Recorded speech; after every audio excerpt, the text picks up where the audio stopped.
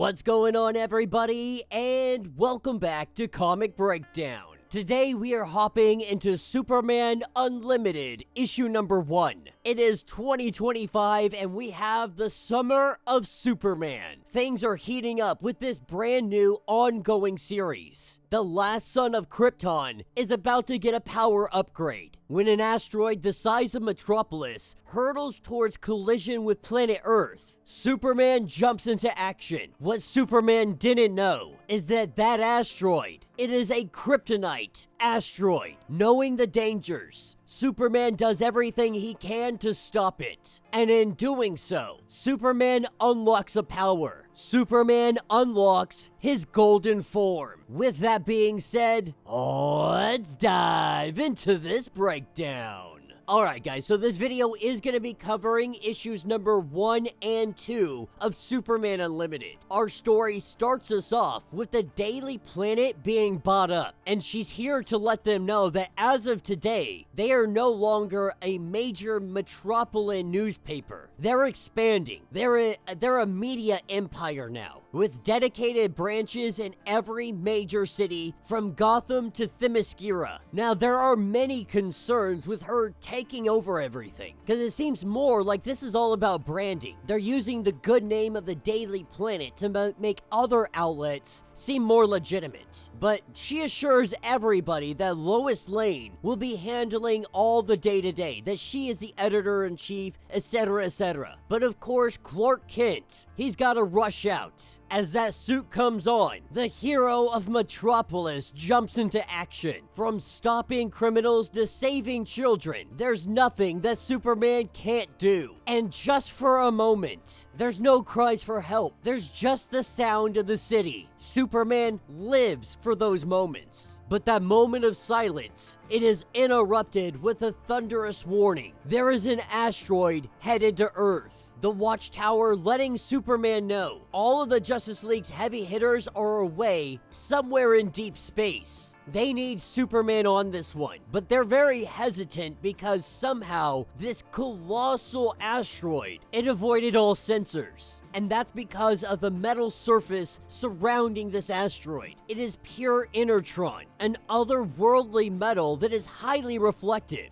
impossible to scan through, and virtually unbreakable. So when Superman stands before it, he thinks about what he might do. Now, this metal is a naturally occurring substance, but it is not supposed to be successfully mined, forged, or put into use by anyone in this sector of space until the 31st century. So Superman has to ask, what is it doing here and why now? But that's a question for another day. All that matters is that there is a near invulnerable mountain of metal barreling towards Earth. Knowing what this could do, Superman charges in to stop it, but he is able to break away at the surface. The top layer, a thin sheet, less than a micron thick, made to be easily destroyed, and underneath is a meteor of solid kryptonite. Superman feels fear. Fear that his adopted planet is going to be destroyed. Fear that there is nothing he can do to stop it. But in those moments, he casts away the self-doubt. He doesn't let it leak into his mind, corrupt him. He doesn't let the fear take control. He knows that this asteroid could end all life on Earth. He has to slow it down. It appears that it's headed for Rio de Janeiro, 16 million heartbeats. And he can hear every single one of them. He will not let their lives end. He grabs hold of it, and he uses every bit of his strength to slow this meteor down.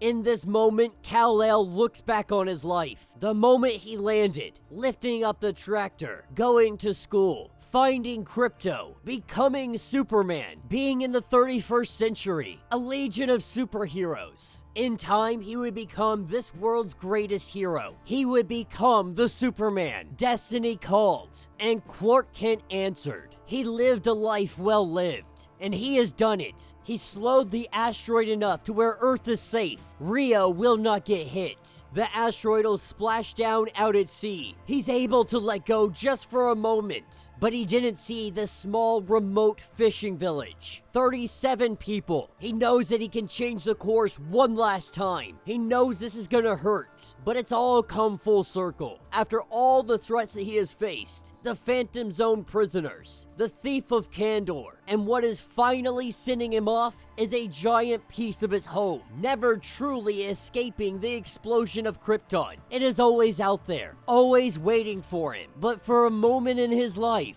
everything was perfect. Perfect until the day that he died. There were those that rose to take his place, but in the end, it was a quirk in his Kryptonian biology and the application of Kryptonian science that brought him back, gave him a second chance, and he used this second chance to live, to become the greatest hero he could ever become. Knowing that this could be his last moments, he calls out to his son. He calls out to John. He tells him that wherever you are, I hope you can hear me. To tell your grandparents how much I love them, that they were the best parents a son could ever ask for. To tell your mother she was the love of my life. And he wishes more than anything he could see her one more time. And he reminds his son that Superman doesn't win all the time. That's not what being Superman is about. It was a good life. To carry on without me, carry on for me. They can be good people if you let them show you. Superman crashing down to the ground. This is where Superman wakes up. He wakes up and he is alive. Krypto by his bedside for weeks. Everyone he loves, everybody that he cares about, they come rushing in. But he's got to ask the question, what the hell happened? How am I still alive? What is going on? In Clark Kent's absent, Martian Manhunter has been filling in for him. While the Justice League cheers for the return of Superman, Batman tells him that there's something you need to see, giving him a location of where to look.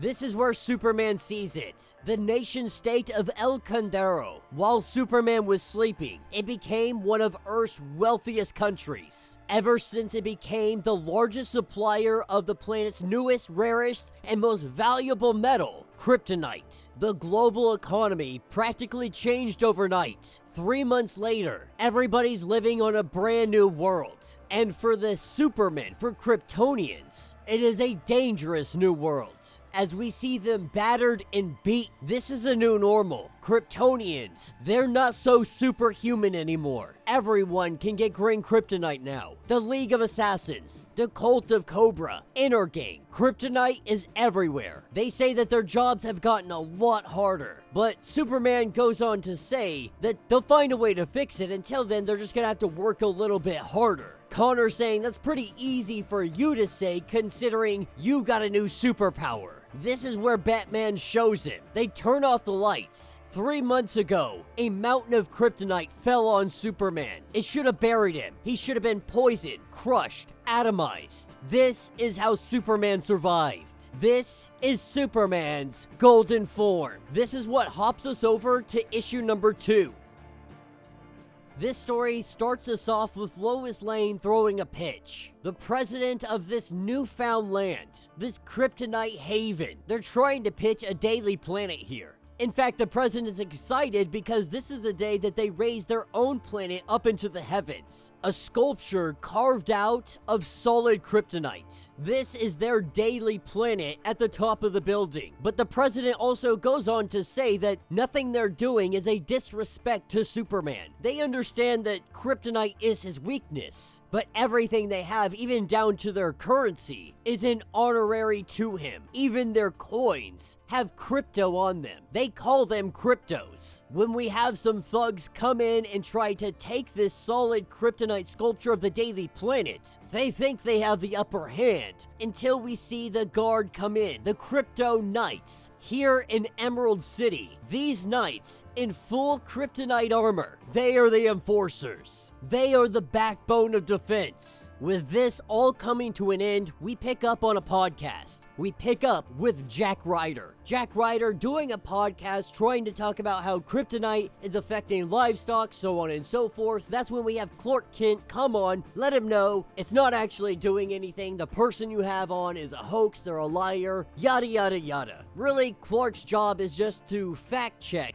any misinformation so it doesn't get spread around. But we all know who Jack Ryder truly is. He is known as the Creeper. As we pick up downtown, we have a robbery in progress. The supervillain Knockout is here, helping these thugs try to rob this bank truck full of gold. That's when Superman comes in, and Superman standing toe-to-toe with the gunman. He didn't even think about it. For him, it's muscle memory. When someone fires a gun at him, he stands his ground. He makes himself the easy target. He doesn't want a stray bullet going off and hitting someone else, so he takes it straight to the chest every single time. The problem is, he forgot about the kryptonite. By the time they leave the barrel, that green kryptonite is already affecting him. Super speed and super flight give out. Reflexes down to nothing. That bullet enters his arm, and the thugs standing before him say, "Don't waste any more bullets." Switch to hand. This is where we see a kryptonite brass knuckles and a kryptonite knife. They go to use these against Superman. We see Superman getting jumped by some low-level thugs as they get ready to cut Superman open. This is where we see his golden form. To understand his golden form, we pick up 3 days ago. This is Superman's new superpower. As far as they can figure out, whenever Superman takes too much damage from this new green kryptonite, his body releases all the yellow sun energy stored in his cells. In one move, it both heals and temporarily blocks all forms of kryptonite radiation. He has a little bit over 3 minutes in this golden form. After that, his body is going to be weakened. He'll have spent every single bit of solar energy in his body. His superpowers would be gone. More than that, he would have no powers, and he would still be vulnerable to kryptonite. With the clock ticking, Superman jumps into action. He takes all of their weapons away in a split second, crumples them up, throws them away. Watching on a rooftop nearby is Creeper.